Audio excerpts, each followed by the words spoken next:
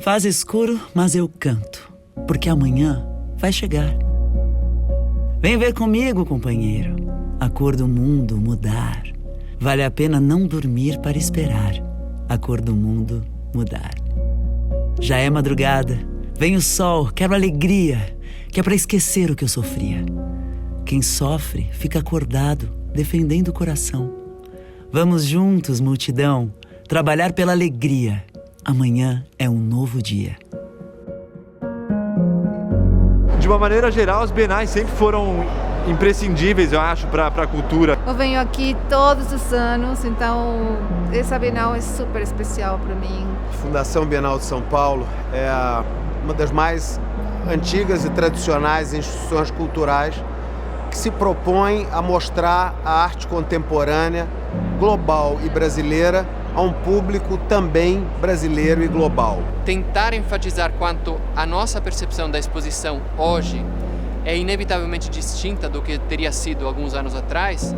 Se antes era apenas, digamos, uma estratégia curatorial, hoje se tornou algo muito mais presente na vida de cada um. Isso que nos levou a seguir acreditando nesse projeto. Eu acho que se a gente estivesse trabalhando com qualquer tema, por muito pertinente que ele fosse, dificilmente a gente continuaria acreditando, depois de tudo que aconteceu, que ainda era um tema essencial de ser discutido, porque o mundo se transformou, a nossa percepção do mundo se transformou tanto que seria difícil. Como o objetivo era, pelo contrário, mostrar quanto a exposição faz parte do mundo, essa metodologia, no fundo, é o que tornou a Bienal, do nosso ponto de vista, da curadoria, ainda mais pertinente do que era quando a gente começou a pensar ela.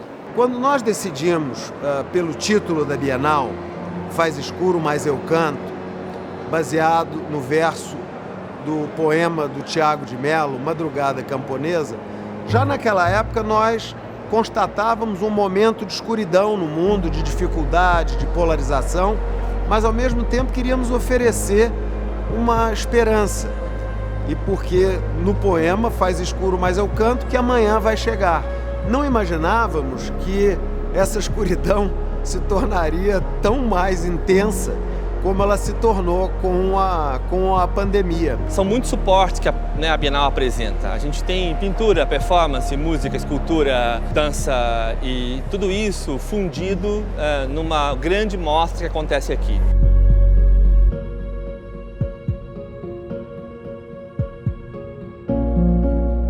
A 34ª Bienal começou de uma preocupação, um entendimento que dizia respeito ao quanto a leitura que nós podemos fazer de uma obra de arte se transforma dependendo de onde você a encontra, junto do que, junto com quem, em que lugar e em que momento histórico, em que momento da sua própria vida. E essa metodologia, o eixo assim, principal dela era ampliar a exposição no tempo e no espaço. No tempo, porque aconteceriam 3 exposições individuais no pavilhão e 3 grandes performances. E no espaço, porque teríamos uma série de colaborações com instituições da cidade. Nessa edição, com essa extensão no espaço, nós achamos interessante trazer para junto da Bienal outros museus e instituições culturais para a gente realizar essa missão. Os nossos parceiros aqui em São Paulo, na realidade, são os grandes equipamentos culturais da cidade. A Pinacoteca do Estado, o Museu Afro-Brasil, a Cultura Artística, o Sesc, a Casa do Povo e tantos outros, né? Historicamente, as instituições culturais da cidade de São Paulo sempre pensaram na sua programação levando em consideração a Bienal, o período da Bienal. Então era um momento em que internamente curadores e diretores de museu discutiam qual seria a grande exposição no período de Bienal, porque era um momento realmente de um marco muito importante no cenário artístico nacional e internacional. Um outro aspecto que foi muito interessante da existência dessa rede é que cada uma dessas exposições não foi curada pela mesma equipe que cura a Bienal, mas em todos os casos o desenho dessas exposições foi feito dentro daquela instituição, por uma curadoria própria, na linguagem, no perfil daquele espaço. E o objetivo disso, o intuito dessa metodologia era fazer com que de uma maneira muito natural, para quem visitasse pelo menos mais de uma dessas exposições, ficasse claro quanto a nossa percepção, a maneira como a gente entende uma obra, a gente entende uma exposição, é diretamente ligado inevitavelmente ligado ao contexto, ao tudo que está ao redor de uma obra. Então, vendo uma obra no contexto de uma exposição individual, a gente faria uma leitura. E ao ver de novo a mesma obra numa exposição coletiva, faríamos outra leitura.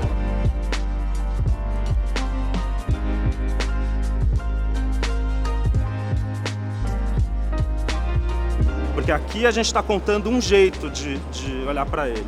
Lá tem outros jeitos em cena. Talvez o caso mais forte nesse sentido é o do Jaider Esbel, porque ele foi convidado como um artista que participa com várias obras aqui na Bienal, é uma voz importantíssima nesta geração e neste momento do país e do mundo. Mas ele não é só artista, ele também é curador, pensador, escritor, articulador do que ele chama de arte indígena contemporânea. Então, a participação dele aqui seria incompleta se não fosse o MAN de São Paulo, que é o prédio mais próximo aqui da gente, ter topado se engajar para construir junto com o Jaider uma exposição curada por ele que englobasse essa ideia de uma rede de arte indígena contemporânea de forma ampla, múltipla, que ecoa, complementa, até disputa o modo como a arte indígena já está presente aqui na Bienal. Cada ano eu conheço mais um artista e eu fiquei muito tocada. Eu vim hoje, que ele já não está mais nesse plano, e para mim foi muito emocionante eu mergulhar na obra dele, nele, não estando aqui. E aí quando esse homem traz essa natureza para dentro quase do corpo dele, ele é a própria natureza. Saber da história, de saber da quantidade de artistas, sobretudo indígenas, que tem presente nessa Bienal de agora, é isso, de você conhecer, de você experienciar outros olhares, sobretudo desses povos originários. Cada espacinho aqui foi projetado para você entrar num mundo completamente diferente.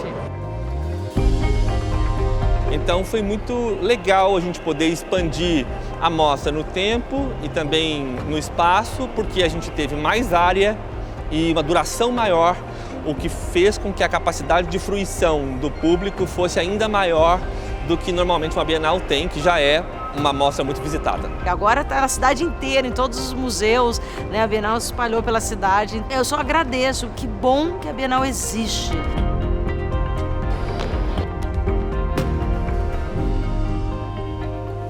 Foi criada uma exposição que para nós foi muito importante, chamada Vento, em novembro de 2020, que foi uma exposição que aconteceu num dos momentos de reabertura parcial dos espaços culturais na cidade de São Paulo, em que foi possível ocupar os 30 mil metros do pavilhão com obras de apenas 20 artistas, sem construir nenhuma parede, nenhuma divisória, numa situação que era em si, na própria montagem, na distância entre as obras, nos ecos, nas caminhadas, etc., uma materialização do contexto de distanciamento. Quem viu percebeu que a gente estava, de certa forma, naquele momento, falando da pandemia, sem falar dela, porque a gente estava falando de um momento muito único, através de uma exposição muito única também. Então é um jeito não literal, não direto de falar de algo que estava impactando de maneira muito forte a vida de todos nós. Eu me senti muito livre lá, sabe? Liberdade é a melhor coisa que existe, né? Às vezes a gente vai em museu, tem que ir por aqui, não pode voltar por aqui não. A gente está ali para fazer tudo que a gente quer e é sensacional isso, essa sensação de liberdade. Eu amo os monitores da Bienal, falar com eles e escutar muitas vezes. Eu sou artista e eu tenho a costume de escutar falar o que falam das obras. Eu acho que é essencial, a gente está vivendo uma época que a arte ela não é tão valorizada, eu acho que ter esses espaços, né, abertos é muito importante. Que um artista ele está falando sobre o tempo dele, sobre as coisas que ele sente, e é uma verdade assim, né? Como é importante esse olhar, esse falar, esse sentir.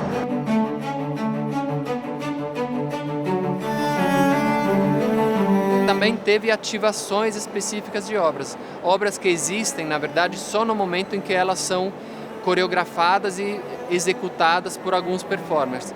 Isso é uma maneira de trazer para o grande público também, que é um grande desafio no caso de performances, a possibilidade de entrar em contato com esses acontecimentos.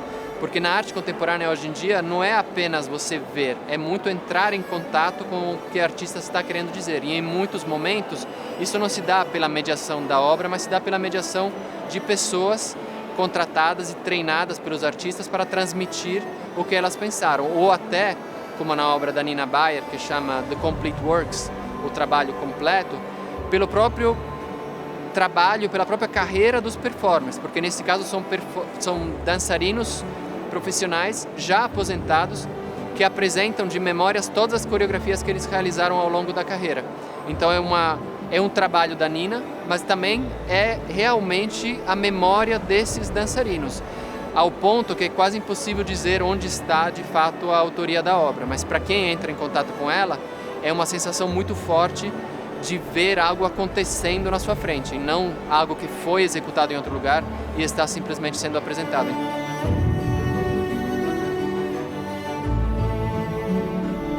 Mas a maioria das ações do programa público aconteceram exatamente aqui onde a gente está, nessa obra, que é a obra Deposição, do Daniel de Paula, David Reuter e Marissa Benedict.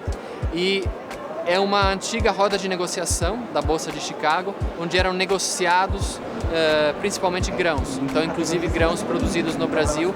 E, de certa forma, as negociações que aconteciam aqui impactavam de maneira muito direta também o ecossistema e a paisagem brasileira, além de outros países.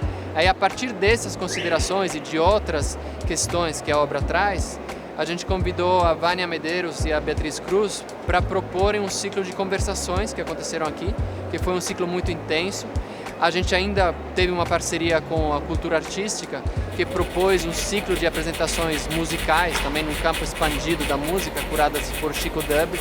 Então, ao longo da exposição, aconteceram muitas ativações de obras, muitos programas públicos de tipos muito diferentes, porque um dos desafios, talvez o maior desafio que uma Bienal tem, é sempre conseguir falar ao mesmo tempo para públicos muito distintos. E também, assim como fizemos isso na exposição, ao ampliar ela, né, no tempo e no espaço, como falei antes, também acho que conseguimos, de certa forma, fazer isso na programação pública, tentando ter variações na tipologia de eventos propostos. Metade inteira chora de felicidade. A qualquer distância o outro te alcança. Erudito som de batidão de noite.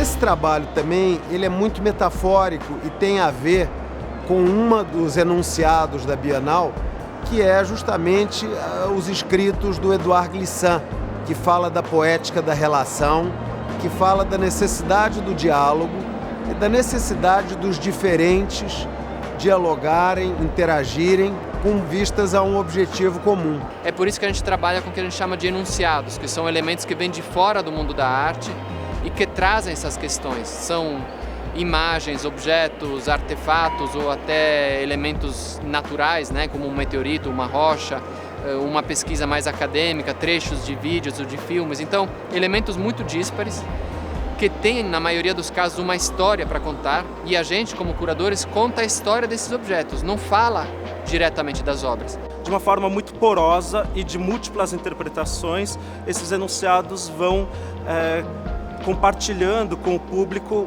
uma certa forma de afinar o conjunto de artistas de origens e linguagens muito diversas que está ao redor. É uma maneira que a gente achou de sugerir leituras possíveis dessas obras sem impor elas. O fato da mostra ter sido postergada em um ano e nós temos tido uma quantidade enorme de ações digitais, fez também com que tudo aquilo que foi produzido para a 34ª Bienal fosse burilado, pensado e discutido ao longo desse tempo. Hoje, trabalhar com arte relacionada diretamente à biologia e à ancestralidade é para que chegue aos corações, né? Que a exposição também é generosa, ela abre para a gente poder pensar sobre isso. A Bienal acontece, apesar de tudo. Quando vieram os textos finais, o catálogo e a própria mostra, nós estávamos muito mais conscientes e muito mais ligados a tudo que tinha sido proposto pela curadoria. O curador-geral da Bienal de São Paulo, da 34ª edição, formou um time extremamente feliz.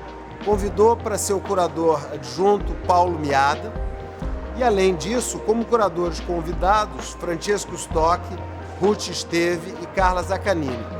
Cada um deles contribuiu com a sua visão, sua experiência, seu conhecimento de artistas para esse resultado extraordinário que a gente teve. Esse processo de seleção das obras foi muito mais desafiador do que ele é numa exposição que parte de um tema. Quando você tem um tema, você tem uma baliza, você tem uma ideia e você vai achando obras específicas ou artistas que trabalham com temas que se relacionam com aquele. No nosso caso, o convite que eu, como curador-chefe, fiz para os outros foi trazermos cada um de nós artistas ou, em muitos casos, obras específicas que cada um de nós achasse que faziam sentido ou eram urgentes de serem vistas no Brasil nesse momento.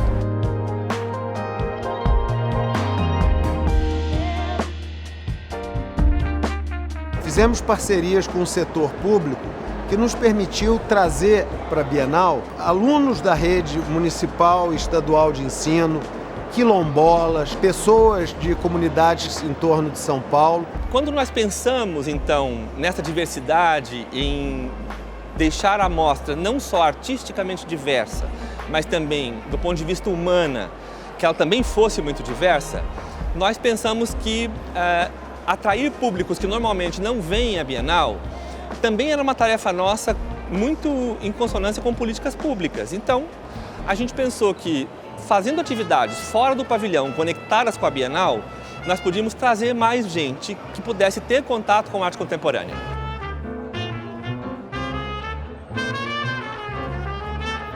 O espaço de restauração que foi criado para essa Bienal, na marquise do prédio, também levou em consideração medidas sanitárias. As pessoas podiam comer com mais liberdade. As cangas, por exemplo, foram uma maneira divertida de nós sugerirmos às pessoas que fizessem piquenique no parque, porque a Bienal está num jardim, e que pudessem, então, comer com suas famílias, com seus amigos, de uma maneira mais segura, sem estar muito próximo de ninguém, porque sempre tem uma árvore bonita, um recanto legal, para que as pessoas façam esse piquenique.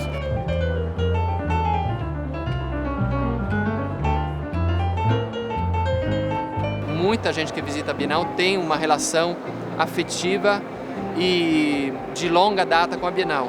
E o fato de poder voltar a visitar a Bienal depois de um ano de hiato, para todo mundo que já visitou outras edições, tinha um valor muito especial. Mas mesmo para quem veio por primeira vez ver essa Bienal, a Bienal tradicionalmente sempre tem um público novo muito grande, e essa não é uma exceção nesse sentido. O fato de você voltar a visitar uma exposição desse tamanho, num prédio tão icônico como esse, e de realmente entrar em contato físico com outras pessoas, mesmo num espaço tão grande que você não se sinta ameaçado ou não sinta que há uma aglomeração que pode criar algum tipo de angústia, e ter principalmente o contato com as obras de arte, eu acho que foi uma experiência muito forte para muitas pessoas. Estamos voltando, estamos vivendo, estamos vivos. E nesse momento, acho que ela tem sua devida importância, como sempre teve cada uma em seu tempo, né? Acho que ela tem esse poder de juntar, de aglutinar exatamente as questões mais pertinentes da atualidade. Acho que é isso. E realmente a Bienal, para mim, tem um significado muito forte na minha existência, na minha mudança, na minha construção como ser humano, não só como artista. A minha primeira Bienal foi em 96, eu tinha acabado de chegar do interior do Rio Grande do Sul e eu não sabia nada das artes, não entendia nada, mas quando eu cheguei aqui, eu conheci um outro universo, um outro mundo. Eu nunca mais fui a mesma pessoa. Eventos assim só mostram o quanto o Brasil é gigante e quanto tem artistas gigantes que poucas pessoas conhecem. Não só do artista, mas eu acho que é de todo mundo, assim. É a urgência desse viver, assim, a urgência do agora. Isso aqui é sensacional, é uma pérola para a sociedade, para o pensamento, para tudo. Vou esperar a próxima Bienal, o resultado depois do tempo que a gente passar após pandemia. Toda a reflexão que essa Bienal trouxe, de constatar a escuridão, de mostrar, sabe, todos os desafios que o mundo está enfrentando através dos seus diferentes enunciados que a gente mostrou, de resistência, de superação, de afirmação de minorias, foi uma coisa muito importante e, ao mesmo tempo, com um momento de esperança, com uma visão positiva do para frente. Faz escuro, mas nós seguimos cantando que nós acreditamos que há possibilidade das coisas melhorarem e isso vai depender da gente, e é isso que está proposto aqui.